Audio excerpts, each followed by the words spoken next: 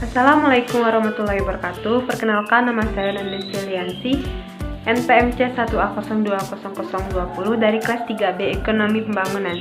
Di sini saya akan menjelaskan teori klasik perdagangan internasional. Teori klasik perdagangan internasional terdapat 3 teori. Yang pertama, teori menurut merkantilisme. Yang kedua, teori menurut Adam Smith atau keunggulan absolut.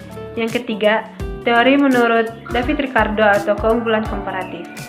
Teori yang pertama ialah menurut merkantilisme. Kesejahteraan suatu negara ditunjukkan oleh kepemilikan negara tersebut akan logam mulia. Cara sebuah negara untuk menjadi kaya dan kuat ialah dengan memperbanyak ekspor dan mengurangi sedikit impor. Semakin banyak emas dan perak yang diperoleh negara tersebut, maka semakin kaya dan kuat negara tersebut. Dengan mengekspor emas dan perak dan mengurangi dan memungkinkan sedikit impor. Kenyataannya, tidak semua negara itu memperoleh surplus ekspor dan jumlah emas dan perak yang relatif karena sumber daya alam yang tidak bisa diperbaharui. Kaum merkantilisme juga mengukur kekayaan suatu negara dengan stok logam mulia yang dimilikinya. Kekayaan suatu negara juga diukur dengan sumber daya manusia. Walaupun kita memiliki banyak sumber daya alam, tetapi sumber manusia kita itu sedikit, maka kita tidak bisa mengolahnya dengan baik. David Hume juga mengatakan, apabila akumulasi emas terlalu banyak, maka akan menyebabkan surplus perdagangan, sehingga jumlah uang beredar di pasar akan meningkat, hingga menyebabkan inflasi, maka harga dan upah akan naik, sehingga daya saing di pasar tersebut akan turun dengan banyaknya tingkat harga. Teori yang kedua yaitu menurut Adam Smith atau keunggulan absolut. Menurut Adam Smith, memandang kesejahteraan suatu negara ditunjukkan oleh kapasitas produksi, yaitu kemampuan untuk menghasilkan barang dan jasa, bukan pada penguasaan logam mulia. Suatu negara akan mengkhususkan diri untuk spesialisasi dalam menghasilkan barang dan jasa yang mempunyai keunggulan absolut. Jika masing-masing negara melakukan spesialisasi sesuai dengan keunggulan absolutnya, maka barang yang dihasilkan mempunyai kualitas yang paling baik dan barang tersebut akan semakin banyak karena produk yang dihasilkan itu mempunyai keunggulan absolut. Teori ketiga yaitu menurut David Ricardo atau keunggulan komparatif, yaitu teori ini menekankan bahwa spesialisasi dapat meningkatkan efisiensi produksi.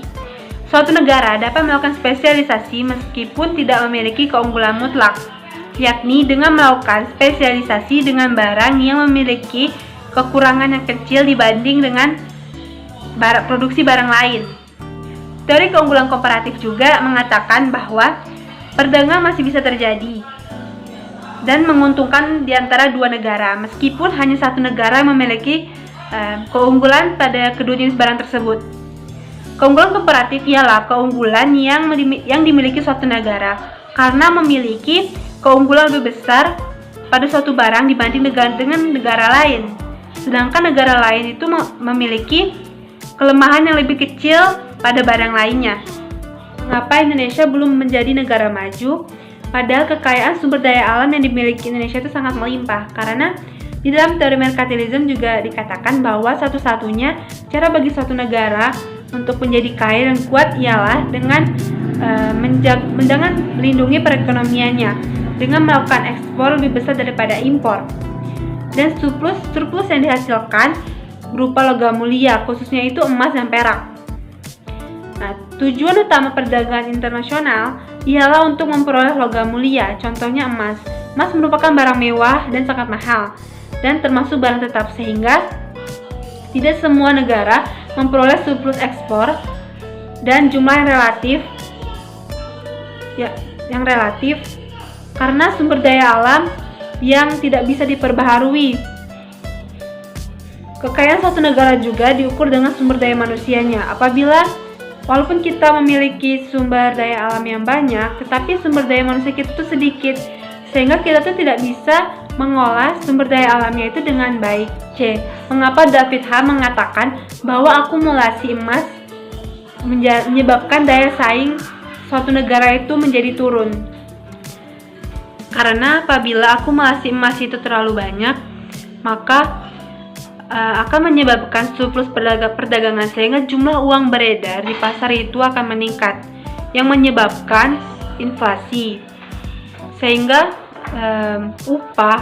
harga dan upah itu akan naik hingga daya saing di suatu negara itu akan turun dengan banyaknya tingkat harga.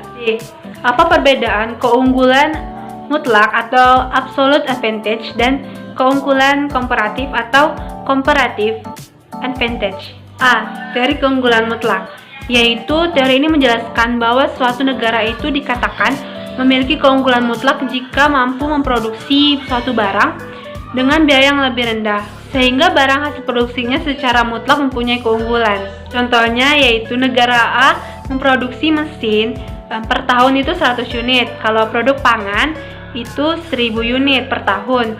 Kalau negara B memproduksi mesin itu per tahun 200 unit. Nah, kalau produk pangan yang itu 100 unit per tahun. Nah, negara A menghasilkan lebih banyak bahan pangan dibandingkan negara B. Negara A itu memiliki keunggulan mutlak dalam memproduksi bahan pangan dibandingkan negara B. Sedangkan negara B menghasilkan unit mesin lebih banyak dibandingkan negara A. Nah, negara B itu memiliki keunggulan mutlak dalam memproduksi mesin. Perdagangan internasional terjadi ketika negara A mengekspor bahan pangan dan mengimpor mesin dari negara B. Sebaliknya, negara B mengekspor mesin ke negara A dan mengimpor bahan pangan dari negara A. B. Teori keunggulan komparatif. Nah, dalam teori ini menekankan bahwa spesialisasi dapat meningkatkan efisiensi produksi. Nah, suatu negara itu dapat melakukan perdagangan internasional meskipun tidak memiliki keunggulan mutlak, yakni dengan berspesialisasi pada barang yang memiliki kekurangan yang kecil dibandingkan dengan produksi barang lain. Keunggulan komparatif ialah keunggulan yang dimiliki oleh suatu negara yang memiliki keunggulan yang lebih besar pada suatu barang dibandingkan negara lain. Sedangkan negara lain memiliki kelemahan yang kecil pada barang tersebut. Contohnya, Bayu dapat menyiapkan nasi goreng itu dalam waktu 10 menit, sedangkan Ahmad waktu 20 menit. Bayu dapat melakukan semua cucian itu dalam waktu 3 jam, sedangkan Ahmad dalam waktu 4 jam. Bayu tidak memiliki keunggulan absolut dalam memasak dan mencuci pakaian, sedangkan Ahmad memiliki keunggulan komparatif dalam mencuci pakaian. Bagi Ahmad, biaya peluang mencuci pakaian ialah 12 kali memasak. Bagi Bayu, ini adalah 18 kali makan. Jadi, Bayu dan Ahmad akan menyelesaikan tugasnya lebih cepat jika Ahmad melakukan setidaknya beberapa cucian, sedangkan Bayu memasak makanan untuk keduanya, karena Ahmad memiliki keunggulan komparatif dalam mencuci, sedangkan Bayu memiliki keunggulan komparatif dalam memasak. Terima kasih. Wassalamualaikum warahmatullahi wabarakatuh.